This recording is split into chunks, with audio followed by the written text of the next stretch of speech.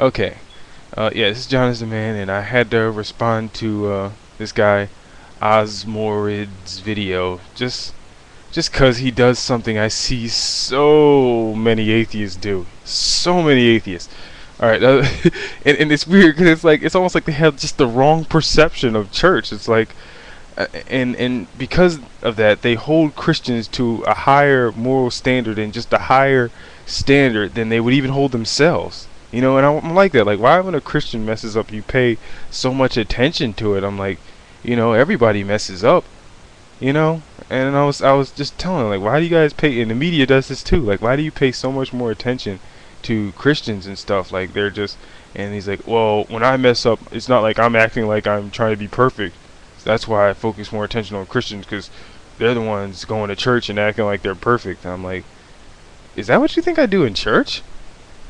Like, that's what I mean by just a misconception of the church. Like, you think I go to church to act like I'm perfect? You know? It's funny, like, you always say, like, the church is like an emergency room. Do people go to the emergency room to act like they're healthier than everybody else? No, they go to the emergency room because they're sick.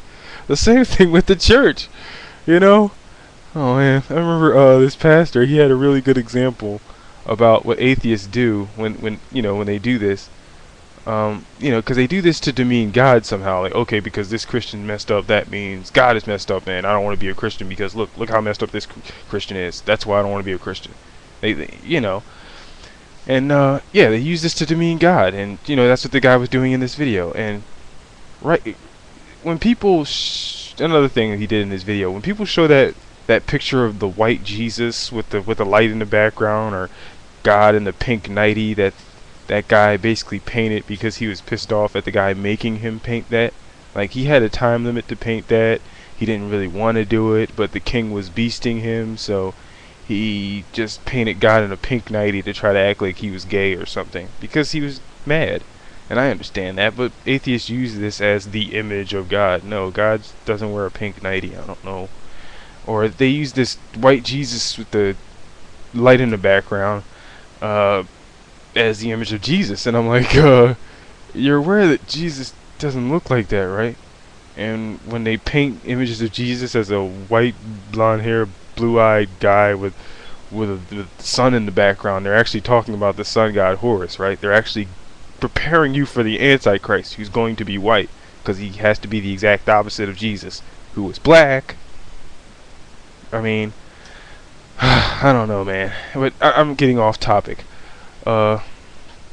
Basically, the guy gave the example because he saw people washing in the river in India, how atheists use Christians to, use bad Christians or Christians who are messed up and know that they're messed up, so they're trying to get some Jesus in their lives, so they're trying to get better, and they use this example to demean Jesus somehow, and it's like, it's like looking at people who are washing in the river and then just demeaning the water, but he was saying that, like, just the same thing, like, if you want a good example of Jesus, don't look at the people who are washing up, who obviously know that they're messed up and are trying to change, but look at the source.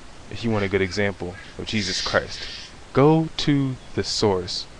I'm sorry about that baby in the background, but yeah, if you want a good example of Jesus, go to the source.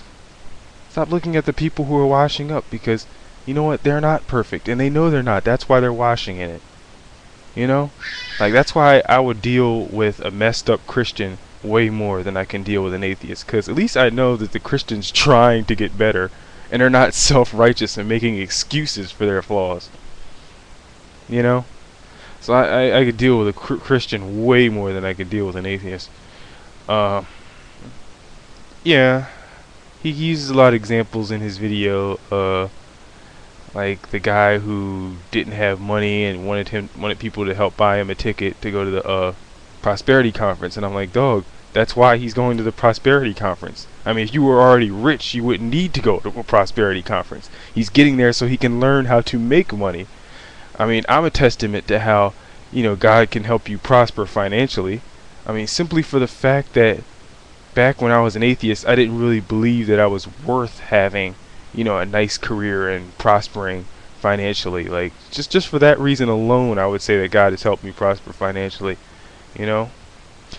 You know, I have the availability to get jobs and things like that, and that in this economy is a miracle all in itself. But you know, I'm gonna take advantage of the program that lets me get a CDL Class A so I can get a better job.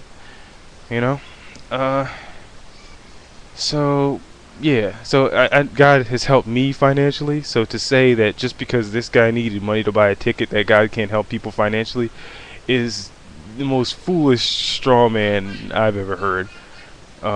He was saying that Jesus helped people with morals because this guy was with a 27-year-old, which by the way isn't against the law. I mean, for all you know, that's what I'm saying. Like, you don't know this guy. For all you know, he could have been a straight up molester going after like 12-year-olds and 16-year-olds, and God helped him. So now he goes after 27-year-olds. I mean, you never know. You never know just how far that they've come from that point, and you look at them at that point and you try to judge them, but you don't realize just how far they've come from what they used to be. Like, that's the thing atheists just don't get. Um, you know, he just brings a lot of examples of people, you know, Jesus freak not wearing his helmet, you get into a motorcycle accident. I'm like, maybe he didn't wear his helmet because he just, you know, how people ride motorcycles, they just want to feel free, you know.